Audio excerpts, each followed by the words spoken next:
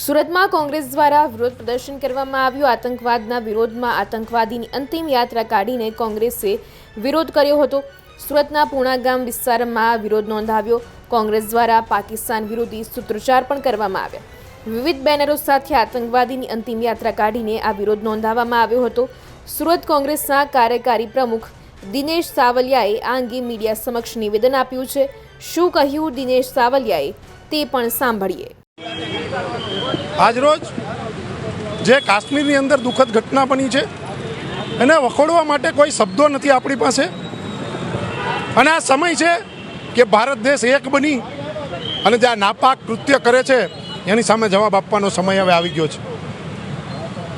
જે કોઈ પણ પરિવાર ઉપર જે આફત આવી છે એ ક્યારેય પણ એની પૂર્તિ ન થાય એવી આફત આવી છે।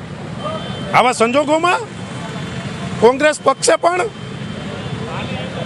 જે સર્વપક્ષીય બેઠક મળી એમાં વડાપ્રધાન શ્રી ગૃહમંત્રી શ્રી ને ખુલ્લું સમર્થન આપ્યું છે કે તમારે જે કંઈ પણ પગલાં લેવાય, જે કંઈ પણ કરવું હોય અમે તમારી સાથે છીએ,